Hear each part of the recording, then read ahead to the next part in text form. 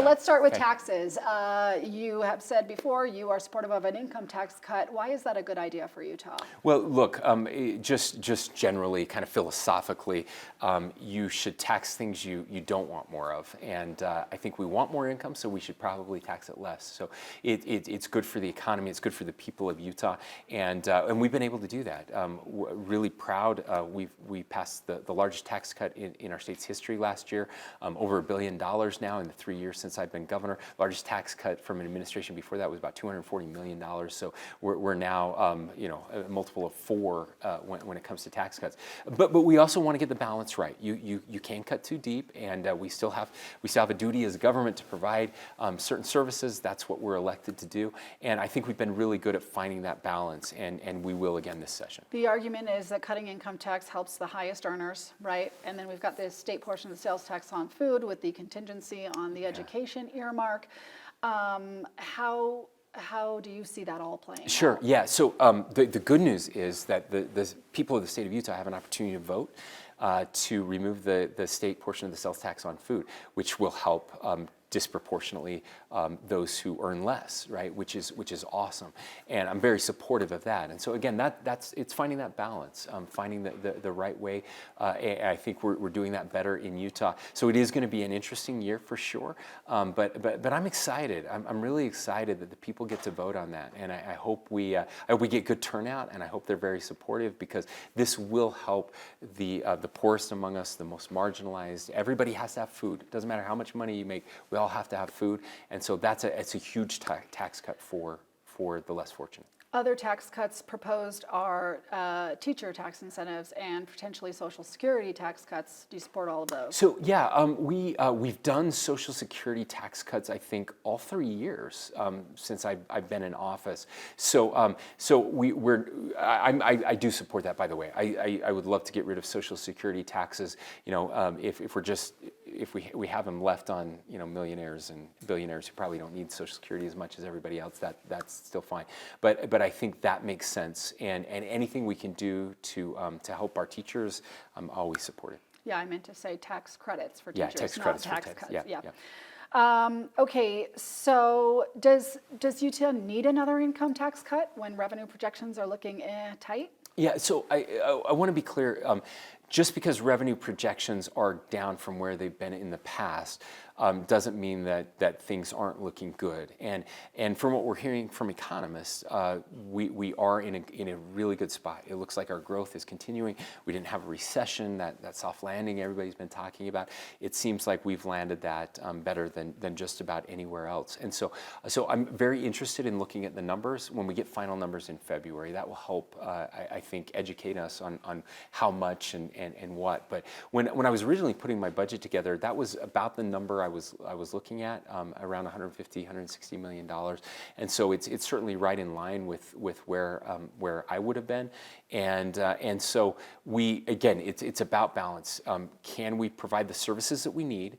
And can we get the tax piece right? Less is more when it comes to taxes. Also, I will say it's important for us to review how much we're spending.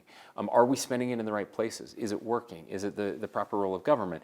Are we accomplishing what the people of Utah want us to accomplish? And so there are other ways we can reduce spending as well, and we have reduced spending in lots of different areas, and we'll continue to look there. Let's move to this DEI bill that's now public. 3 years ago, you were championing a DEI initiative here in Utah, and now you called those practices at the universities bordering on evil. Yeah. Why the change? Explain that. So I want to be very careful, and this is a problem. This binary thinking that we have as a country, and I think people are really missing what this is about. So the only thing I said was bordering on evil are DEI statements, which are one portion of the whole thing, which is where we're requiring professors and employees to fill out and submit a statement, which is basically a political statement. Like as a state, we should not be doing that. I think it's unconstitutional. I don't think we should be doing that. And that's the piece I was talking about. I also said, and I believed, and when we passed that resolution a few years ago, diversity and inclusion and equality is really important, foundational to our country, important to our state. And I'm committed to making sure everyone feels welcome in our state. That's what I was talking about. DEI Inc., which is a political philosophy, which is very different than that. It's included in that, but it is very different. That's the part I have a struggle with. And so as we've had these conversations with the legislature, and I have to be perfectly honest, the bill just came out last night. I got home from St. George late last night, haven't had a chance to look at it yet. I'll look at it over the weekend. But that's the direction that I hoped they would go. Is that this is about non-discrimination. It's about making sure everyone feels included, that there's a seat at the table for everyone. This bill is very different than what you've seen in some other places, which is just defund DEI and we're done. It's about student success. And I just think every Utahn can get behind that. It's not about discriminating on the basis of the color of your skin. It's about making sure everyone, especially our black students, our brown students, that we all bring the best of us to the table, and that we're helping people succeed. Instead of dividing us up, it's too much of DEI Inc. has been about dividing us into oppressors and oppressed. And again, it's a political philosophy. What we're trying to do is something better than that. It's American. It's about the American dream. It's about the beloved community. It's about all of us coming together. Yeah, I mean, the general public, I even got the language wrong, right? So forgive me, but no, that's okay. If the general public doesn't understand that, like you're saying, the statements are different than not supporting diversity. Yeah. What message does it send? So, but that's the problem. That's the problem. This conversation has been hijacked. We're not talking about the same thing. And I heard it all the time. I heard, when I said that, a whole bunch of people said, "Why do you hate diversity?" I'm like, I don't hate diversity. First of all, the problem was they didn't listen to the entire 10 minutes. They only heard, a small line where I said diversity is critical to our country. Equality is in our foundational documents. Remember, all men are created equal came before life, liberty, and the pursuit of happiness in the Declaration of Independence. These are things we believe in, these are things we fight for, and these are things that we should protect.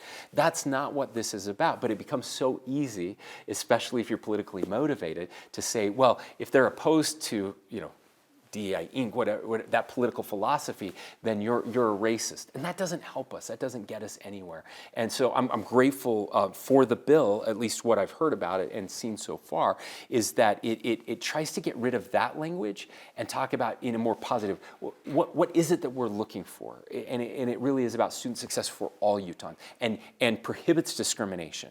At all on the basis of skin, on the basis of religion, on the basis of language, on the basis of anything else. Let's make our universities and our state a place where everyone feels welcome. That's what we're attempting to do. I have so many more points I want to make. Okay, keep going. I know we've spent too much time on this. It's okay. We're running out of time. It's okay. Okay, what will you veto this session? Topics? Gosh, hopefully nothing. That's always the goal. The goal is to veto nothing, which I know may sound a little bit strange. But if we do our job, that means we're working so closely with legislators that if there's something I disagree with, that we try to work on that. We always do that. I think I owe it to legislators, instead of just saying, I'm going to veto your bill, to say, hey, what are you trying to accomplish? Let me tell you the problems I have with that. Now help me understand, is there a way we can get to yes on this? And if I do it right, that's where we'll end up. And so you like last to get year, involved earlier. Yeah, we do get involved earlier. We've already been involved and will continue to be involved. Last year, for the first time, I didn't veto a bill. But I will say, I did send a letter, a non-veto letter, first of its kind, to the legislature, in which I said, look, I am worried that once in a while, something will happen, a bill will pass, that didn't go through the right process. And even if it's something I want, even if it's something I support, I think we have to build trust in our institutions. And people lose trust when we cut corners or skip, or somebody didn't get an opportunity to oppose the bill, didn't get an opportunity to be heard. And that's something I will be watching very closely. Okay, so these transgender bills that are coming forward, you've vetoed transgender sports in the past, your veto was overridden. Yeah. The bill, as you see it now, talks about bathrooms, right? Yeah. Do you have any issue? So I have not seen those bills at all. They just came out. Haven't had a chance to look at either of them. I do worry about protecting women's spaces. That's very important to me, and I think that's what these bills are getting at. I also care deeply about our transgender community, and again, you can do both. And so what I'm hoping and what I'm asking the legislature for is that we have a respectful conversation to figure out the best way to handle this very divisive issue in a way that treats people with dignity and respect. And I think we can do both of those things. Protect women's spaces, if it's possible to find gender neutral bathrooms, right? Spaces for people, keeping locker rooms and bathroom facilities protected and separate for again protecting women and helping our transgender community. So trying to look for that kind of solution. One more, Bill. I want to ask if you support opting in to vote by mail. Yeah, I do not. We have an amazing system right now. I love what we're doing.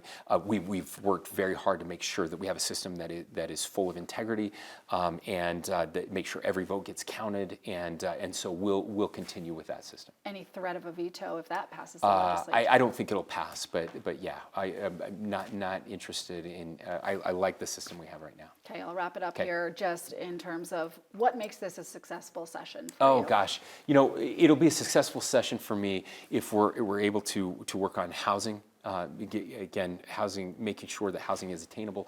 I have a goal for 35,000 starter homes in the state over the next 5 years. If we've made a significant dent in working towards homelessness and solving the homelessness crisis, getting rid of unsanctioned camping in our state, making sure we have services for those experiencing homelessness, and if we're taking care of education, those are my 3 top priorities. Okay,